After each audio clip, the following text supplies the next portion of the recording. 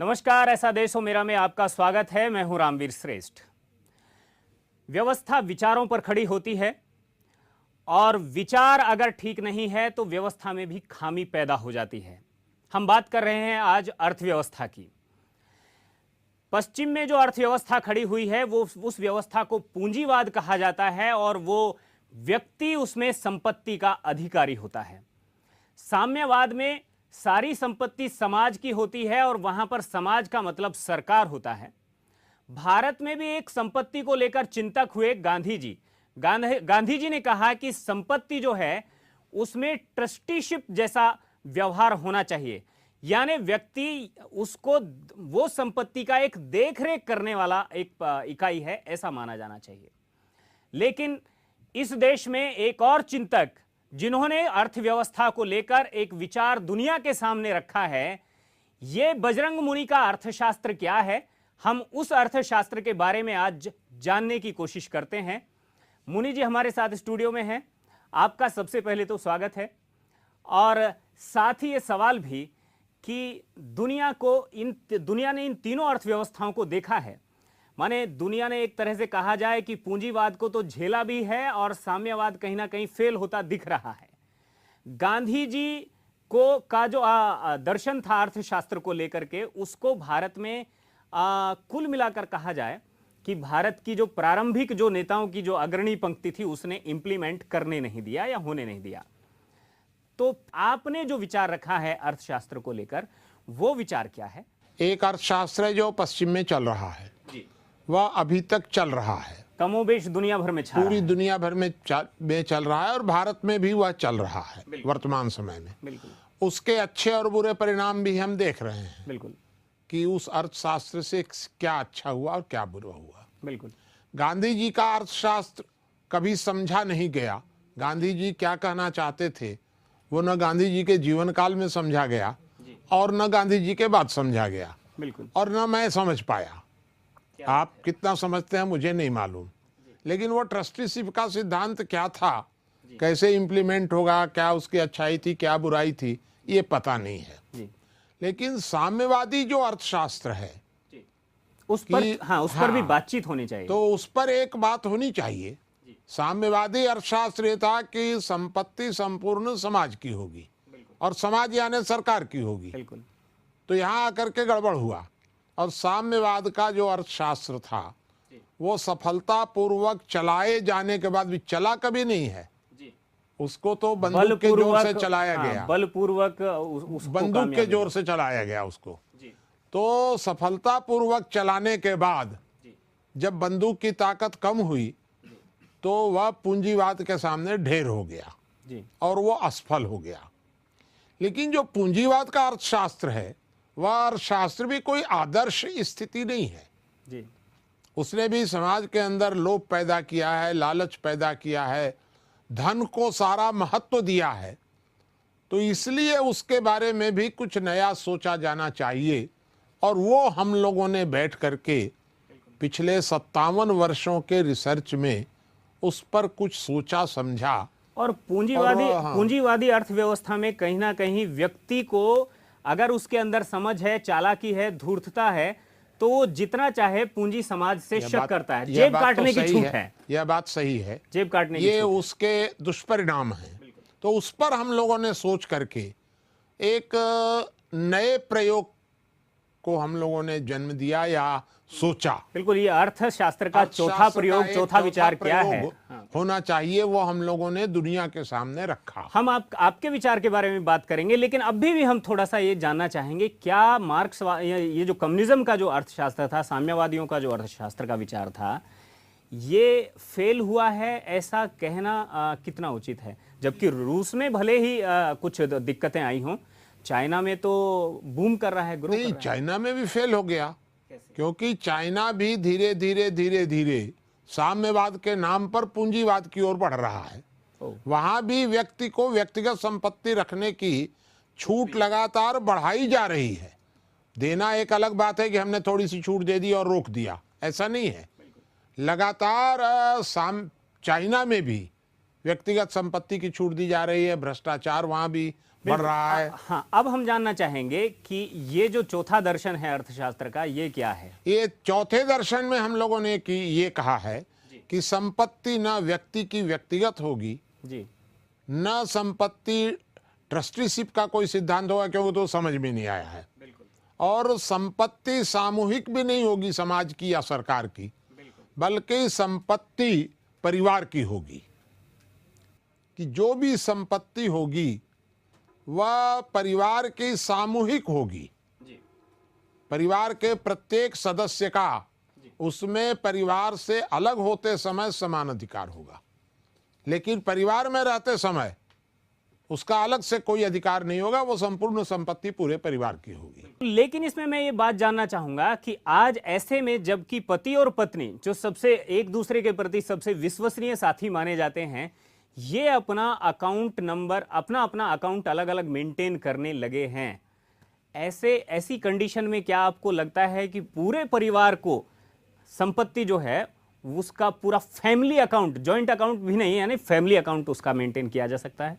जी, किया जा सकता है या नहीं किया जा सकता है जी, लेकिन मेरा ये कहना है कि करना चाहिए, क्योंकि संयुक्त परिवार जी व्यक्ति के व्यक्तिगत महत्वाकांक्षाओं को अनुशासित करने की पहली प्रयोगशाला होती है जी। तो जब आप परिवार में ज्वाइंट करेंगे, प्रॉपर्टी को ज्वाइंट करेंगे जी, तो व्यक्ति से सामूहिक रूप से जीने की कला सीखता है वहां से जी। और पश्चिम का जो विचार है पूंजीवाद, वह व्यक्ति को परिवार से अलग व्यक्तिगत सोचने की दिशा में उसको ट्रेंड करता है। मतलब सब कुछ व्यक्तिगत है। हम मानते हैं कि सब कुछ व्यक्तिगत नहीं, बल्कि उसे सामूहिकता की, सहजीवन की ट्रेनिंग देनी चाहिए। तो अगर आप ज्वाइंट प्रॉपर्टी करेंगे परिवार की, तो सहजीवन की ट्रेनिंग होगी उसकी।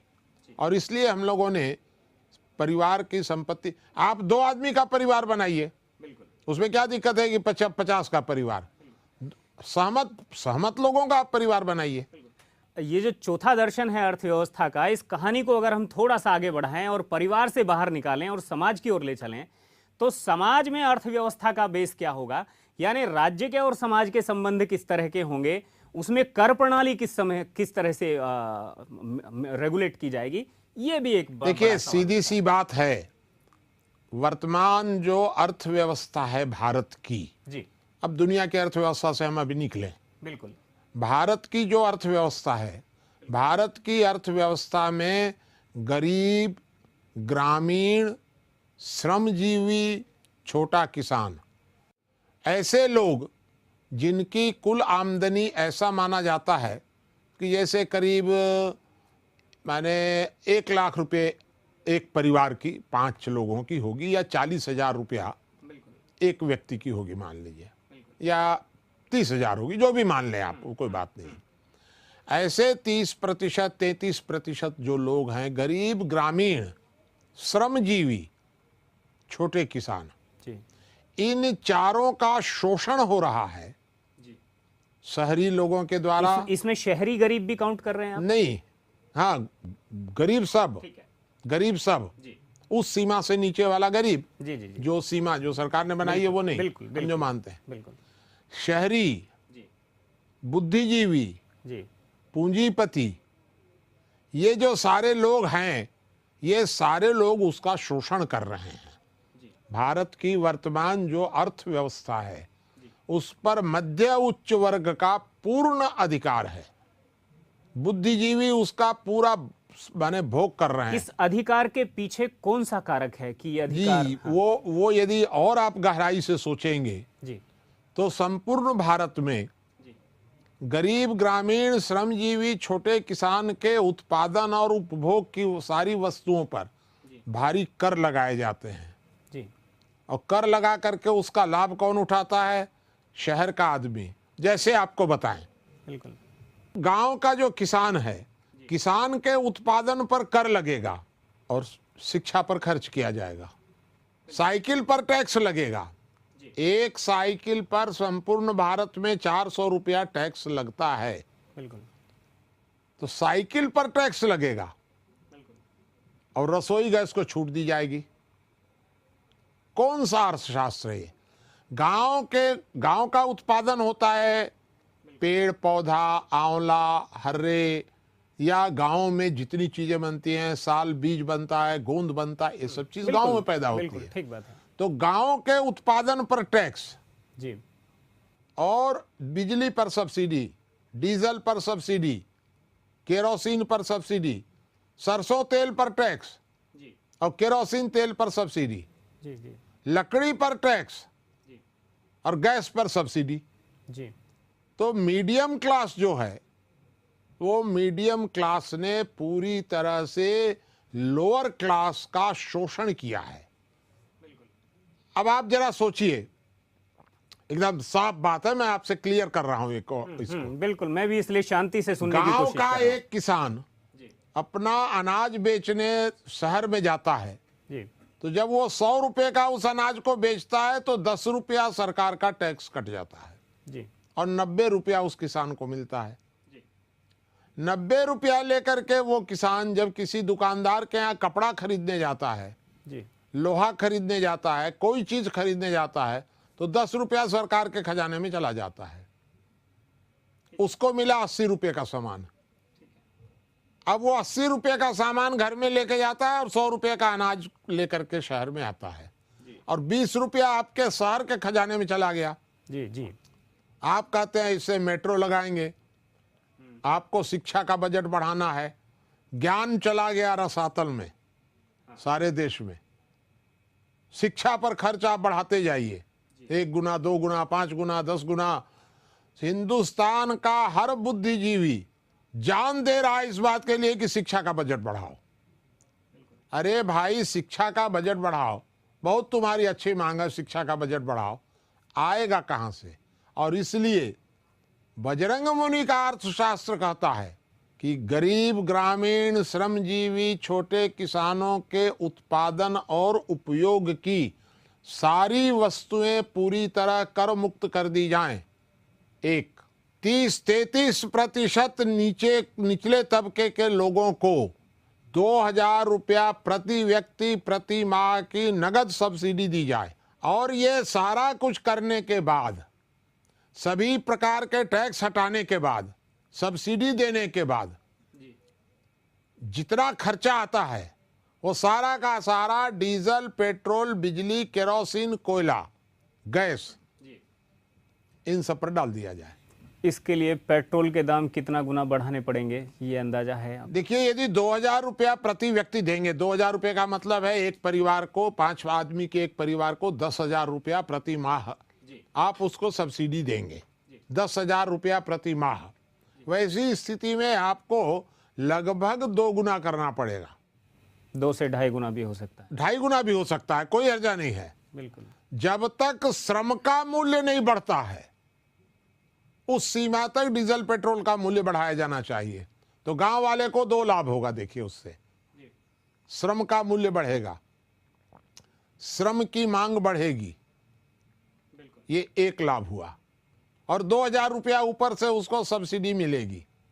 ये जो शहर में जो घूम रहे हैं ना, आलतू फालतू जो लोग हैं, जिनका उत्पादन से कोई मतलब नहीं, खाली बात करने वाले हैं, बोर्ड लगा लिए बड़े बड़े, फलाने ठिकाने, ये सब जो बोर्ड लगा लगा के घूम रहे हैं, सामाजिक संस्था तो राजनीतिक संस्था, जो व्हाइट कॉलर जॉब हैं वो तो यहाँ टिक ही नहीं पाएंगे। फिर ये सब बिचौलिए जो हैं, ये सब यहाँ से जाएंगे गाँवों में, और या तो भूखे मरेंगे या श्रम करेंगे।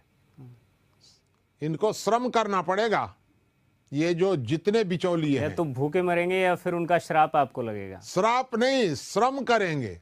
और अगर श्रम नहीं करेंगे तो भूखे मरेंगे। भाई, हम उसका क्या कर सकते हैं? कोई ठेका उठाया है गांव वालों ने कि गांव वाले पैदा करेंगे तो ये व्हाइट कॉलर लोग खाएंगे। तो पैदा कौन करेगा? किसान पैदा करेगा तो ये बुद्धिजीवी खाएंगे।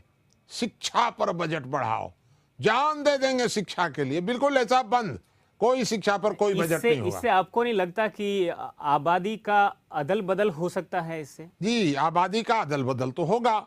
अर्थात कुछ जो गांवों में जो बेचारे मजबूर हैं श्रम करने के लिए ही, बिल्कुल, बुद्धिजीवी क्षमता रखते हुए भी वो अपने जमीन से चिपकने को मजबूर हैं। हो सकता है कि वो लोग प्रगति कर जाएं इस स्थिति में, जब उनकी आर्थिक स्थिति, हो सकता है कि जो शहर के बुद्धिजीवी अभी बने हुए हैं बिल्कुल, उनको श्रम करने के लिए मजबूर होना पड़े।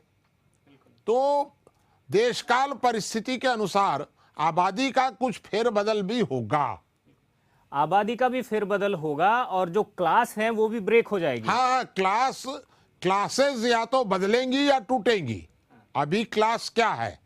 गरीब, ग्रामीण, श्रमजीवी, छोटे किसान, उनकी एक क्लास बनी हुई है। उसमें से शायद कोई बाहर निकल पावे, अन्यथा वो क्लास पूरी बनी हुई है। इसलिए जो नेचुरल वर्ण कहा जाता है उसमें ट्रांजिशन हो सकता है। वो सामाजिक परिवर्तन होंगे। क्योंकि देखिए, सीधी सी बात है कि आज भारत में एक ऐसा वर्ग बना हुआ है जिसको आप कहते हैं व्हाइट कॉलर, या कुछ लोग उसको कहते हैं बिचौलिया। उसका एक बात इसमें और निकलती है, जो देश की जो ग्रोथ रेट है जो पहले से ही संकट में जा रही है, 5.5 के आसपास जा रही है, उसका क्या होगा? क्या उसको मेंटेन किया जा सकेगा? क्या कुटीर उद्योग पनप सकेंगे? और क्या वो कुटीर उद्योग उस स्तर पर खड़े हो सकेंगे? जो आपके अभी 5.5 है, उस ग्रोथ रेट को बढ़ाने के का एक ही माध्यम हो सकता है कि देश का उत्पादन बढ़े, आयात कम हो विदेशों से। जी, तो जहां आपने डीजल, पेट्रोल, बिजली, केरोसिन, कोयला का मूल्य अगर दोगुना कर दिया जी, तो स्वाभाविक है कि डीजल, पेट्रोल का आयात घटेगा, तो आपकी अर्थव्यवस्था तो मजबूत होगी और भारत का उत्पादन बढ़ेगा। अभी तक जो आप लोग बार बार कहते हैं कि साहब अगर डीजल का दाम बढ़ जाएगा, उत्पादन मशीन करती है, मशीन पावर से चलती है, पावर बिजली से, डीजल से या पेट्रोल से जनरेट होती है। तो मैं भी तो ये कह रहा हूं ना कि वर्तमान समय में जो पावर हम मशीनों को नहीं दे पा रहे हैं, बिल्कुल, मतलब उत्पादन के लिए, मान लीजिए कि उत्पादन के लिए महीने में 100 यूनिट बिजली चाहिए या कुल पावर चाहिए 100 यूनिट जी, और हम उसको दे रहे हैं अभी 70 यूनिट। बिल्कुल, तो मशीन तो 70 यूनिट का ही उत्पादन कर पा रही है। अब जब हमारे पास सरप्लस हो जाएगी बिजली और डीजल तो हम उसको देंगे 100 यूनिट, क्योंकि हमने तो महंगा कर दिया डीजल, बिजली। ये आलतू फालतू जो अभी आपका इतना जल रहा है, अगर इससे 25% कम से भी काम चल सकता है, महंगा हो जाएगा तो आप अपने आप कम से काम चलाएंगे, नहीं चलाएंगे। अभी ये 16 ठो ट्यूबलाइट यहाँ जो लगाए हुए हैं, तो इतना नहीं जलेगा तो क्या बिगड़ जाएगा? ये जो ट्यूबलाइट की बिजली है ये उत्पादन में जाएगी, एक। बिल्कुल, दूसरी ओर जो श्रम है, मानव श्रम, पशु श्रम, वो भी उत्पादन में लगेगा। बिल्कुल, तो आपका उत्पादन तो बहुत बढ़ेगा और आयात घटेगा, आपकी अर्थव्यवस्था भी सुधर जाएगी। लेकिन अंतर फिर कहाँ आएगा कि जो मध्यम क्लास है, जो श्रम करता है कम और उपभोग करता है ज़्यादा, उसको पानी चाहिए तो पानी उसके मुंह में आना चाहिए, हाथ से लेके पीने को तैयार नहीं है। अगर उसको 5 सीढ़ी चढ़ना है तो बिना लिफ्ट के नहीं चढ़ेगा, भले खड़ा रह जाएगा। अगर उसको आधा किलोमीटर भी जाना है तो उसको हवाई जहाज से ही जाने की ज़रूरत है, पैदल नहीं जा सकता है। ये बेचारे हवाई जहाज वाले ट्रेन में आ जाएंगे, ट्रेन वाले गाड़ी में आ जाएंगे, गाड़ी वाले मोटरसाइकिल में आ जाएंगे, मोटरसाइकिल वाले साइकिल में आ जाएंगे और साइकिल वाले पैदल में आ जाएंगे। तो ये जो बीच का जो मीडियम क्लास है, जो श्रम नहीं करता है, उसको नीचे आना पड़ेगा, अपर क्लास को नीचे आना पड़ेगा। आर्थिक विषमता दूर होगी, जो नीचे वाला तबका है वो ऊपर आएगा। मेरे हिसाब से तो यह न्याय संगत होगा। नक्सलवाद का यही समाधान है, न्याय संगत यही मार्ग हो सकता है कि आप कृत्रिम ऊर्जा का मूल्य बढ़ावें, अर्थात गरीब, ग्रामीण, श्रमजीवी, छोटे किसानों के उत्पादन और उपभोग की सारी वस्तुओं को टैक्स फ्री कर दें। ये कभी नहीं हो सकता है कि गांव का बेचारा किसान आंवला पैदा करेगा, जी जी, तो उसने तो आंवला पैदा किया है और आप घर बैठे हुए आंवला पर टैक्स वसूल करेंगे और टैक्स वसूल करके आप मेट्रो चलाएंगे और दुनिया में दिखाएंगे कि देखिए हमारी मेट्रो, देखिए ये क्यों नहीं दिखाते हो कि तुमने ये मेट्रो के लिए पैसा कहां से वसूल किया है? विकास भी सर्वव्यापक होगा। हाँ जी, विकास जो होगा वह विकास एक पक्षीय नहीं एक होगा। सवाल हमारा इसमें और बन रहा था, हम ये बात मानकर चलते हैं कि चलिए क्लास ब्रेक हो जाएंगी, जो आज व्हाइट कॉलर जॉब है वो या तो क्योंकि उनमें समझदारी ज्यादा है, अगर वो वहां सीधे हल भी नहीं चला पाएंगे गांव में जाकर तो कुटीर उद्योग लगाएंगे, रोजगार शुरू करेंगे और देश के उद्योग धंधे जो मर चुके थे, जो हैंडक्राफ्ट थे, जो मानव श्रम से चल सकते हैं, उन सब चीजों को वो फिर से जिंदा कर सकते हैं और वो अर्थव्यवस्था का एक बड़ा साधन भी बन सकते हैं। अब ऐसे में एक सवाल और उठता है, अगर एक बहुत बड़ी आबादी या ये कहें कि आबादी का 1/3 हिस्सा अगर जाकर के इसी कुटीर उद्योग में लग गया तो ये कुटीर उद्योग में इतना सरप्लस नहीं हो जाएगा कि उसमें अर्थव्यवस्था को फिर से हम मजबूत कर पाएंगे या तो नहीं? प्रकृति उसका समाधान करेगी। मान लीजिए कि अगर हमने डीजल पेट्रोल का दाम 5 गुना कर दिया, बिल्कुल, तो अगर हम 5 गुना कर देंगे तो स्वाभाविक है कि शहरों के सारे लोग गांव में चले जाएंगे, तो फिर अव्यवस्था पैदा हो जाएगी। बिल्कुल। तो इसलिए इसके बीच में प्रकृति अपने आप संतुलित कर लेगी। तो इसलिए जब आपने पूछा तो मैंने एक अनुमान बताया। जी जी। आज अमेरिका में क्यों नहीं डीजल का दाम बढ़ा दे रहे हैं? क्योंकि अमेरिका में श्रम का मूल्य इतना ज्यादा है, भारत से कितने गुना ज्यादा, कम से कम होगा तो भारत से वहां 20 गुना ज्यादा है एक दिन का श्रम मूल्य। तो अमेरिका श्रम अभाव देश है, भारत श्रम बहुल देश है। तो अब हमारे बेचारे मनमोहन सिंह जी अमेरिका की किताब पढ़े हैं, श्रम शास्त्र तो पढ़े नहीं है, तो वो डीजल पेट्रोल कहाँ? आप क्या चाहते हैं कि हिंदुस्तान के लोग हमेशा जो है माने बैल की तरह जुते रहें, श्रम ही करते रहें, कभी तो आराम से ना जिएं? मैं क्या चाहता हूं वो तो अलग की बात है। आप क्या चाहते हैं कि यहाँ के सारे बैल भी मर जाएं और सारे मजदूर भी भूखों मर जाएं और ये फुल पैंट पहनने वाले और जो बिचौलिए हैं ये सारे लोग जिंदा रह जाएं? अगर आपकी ऐसी सोच है। नहीं, मेरी सोच क्या, आप तो देखिए सरकार की नीति भी वैसी है। कानपुर आईआईटी के साइंटिस्ट और किसानों ने मिलकर के बैल से चलने वाली एक ट्यूबवेल तैयार की। 3 इंच मोटा पानी भी वो फेंक देती है, 50 बीघा जमीन को भी मेंटेन कर लेती है, उसकी सिंचाई कर सकती है। 2 बैल चाहिए उसको। 1-2 गांव को छोड़ करके उस संयंत्र को किसी ने नहीं लगाया, ना उसका कोई प्रचार हुआ, ना उसका कोई प्रसार हुआ। एक बात आपको मैं बता दूं कि मैंने एक गोबर गैस संयंत्र लगाया जी। जितने का गोबर गैस संयंत्र मैंने लगाया उससे 10-20% ज्यादा हमको सरकार ने पैसा दे दिया जी। जितना कुल खर्चा आया। बिल्कुल, बिल्कुल। हमारा गोबर गैस संयंत्र लग गया जी। लेकिन गोबर गैस संयंत्र की बनी हुई बिजली हम कभी उपयोग नहीं करते हैं, लाइट भी नहीं जलाते हैं, कुछ नहीं, कोई मतलब नहीं है। वो तो सब्सिडी सरकार ज्यादा दे रही थी तो हम ले लिए, नहीं तो हमको कोई मतलब नहीं था।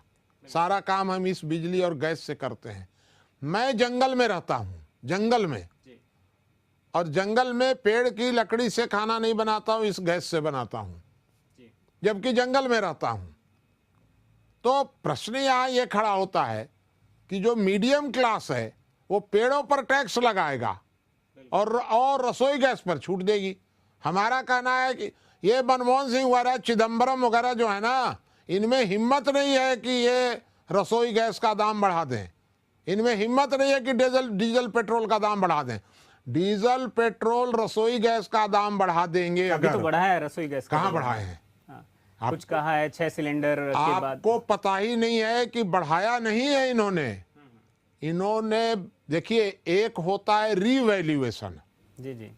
आप जानते हैं कि प्रतिवर्ष 8% कुल मिलाकर के अर्थव्यवस्था में मुद्रास्फीति है। जी जी। तो 8 वर्षों के बाद इन्होंने डीजल पेट्रोल का थोड़ा सा बढ़ाया है। 8 वर्षों के बाद, 8 वर्षों में 8% के हिसाब से अगर बढ़ा होता, नहीं, वो तो हर 8 हफ्ते में बढ़ा देते हैं, कई बार तो 25 पैसा, 30 पैसा, आप हमको बता दीजिए कि मनमोहन सिंह 2005 में आए थे। जी जी जी। और 2005 से मुद्रास्फीति जी इन 7 वर्षों में कितनी बढ़ी है? तो मुद्रास्फीति के हिसाब से 2 गुना होना चाहिए था, तो कहां हुआ है 2 गुना? जितना बढ़ना चाहिए था मुद्रास्फीति के आधार पर, उतना भी अभी तक नहीं बढ़ाए हैं।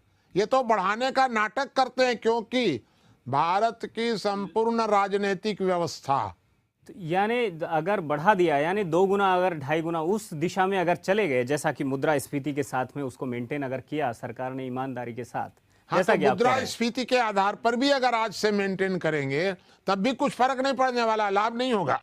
लाभ तो तब होगा जब आप उसको श्रम के साथ कंपीट करेंगे जी, और श्रम के आधार पर आप डीजल, पेट्रोल, केरोसिन, कोयला का मूल्य तय करेंगे। इनमें हिम्मत ही नहीं है, क्योंकि ये तो मीडियम क्लास पर टिके हुए हैं।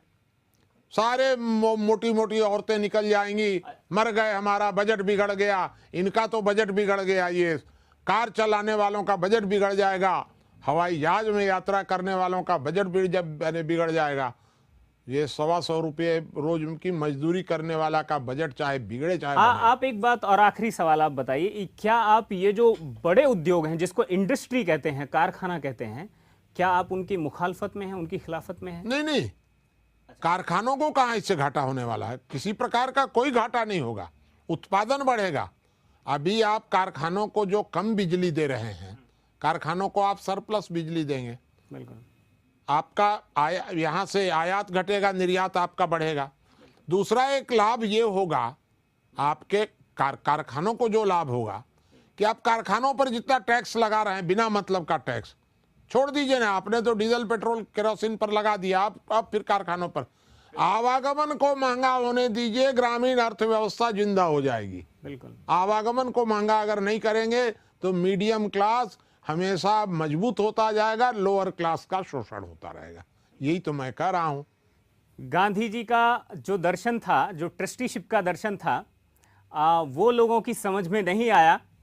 ये आपका जो ये चौथा दर्शन है अर्थशास्त्र का, ये हिंदुस्तान के लोगों की समझ में कितना आता है, दुनिया की लोगों की समझ में कितना आता है, ये हम लोगों को जो रेस्पॉन्स मिलेगा अभी उसके बाद पता चलेगा। ये चौथा दर्शन था बजरंग मुनि जी के अर्थशास्त्र का। मुनि जी को हमने पढ़ा भी है, उनकी कुछ चीज़ों को सुना है, उनसे बातचीत पहले भी हम करते रहे हैं। उनका एक विचार सीधे सीधे रहा है कि जो मृत महापुरुषों के विचार हैं उनको सीधे उसी रूप में स्वीकार नहीं करना चाहिए, क्योंकि विचार और व्यवस्थाएं देश काल और परिस्थिति यानी हालात के मुताबिक बदलती रहती हैं। एक जमाना था चाणक्य के समय का, वो बड़े अर्थशास्त्री थे।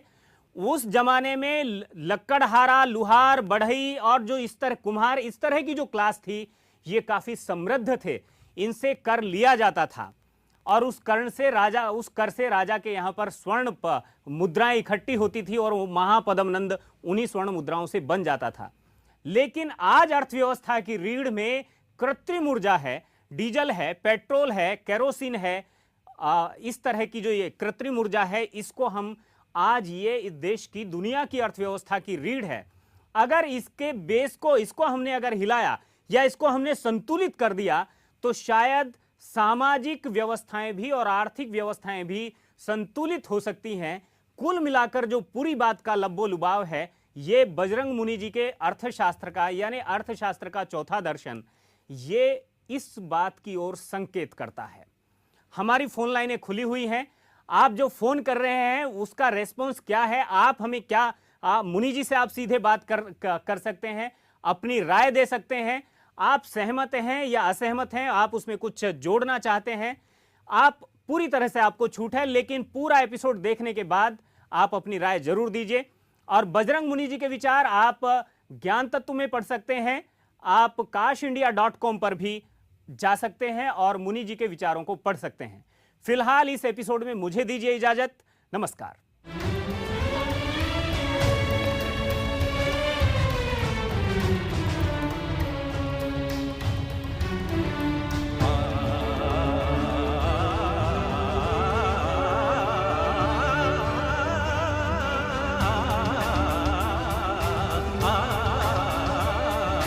ah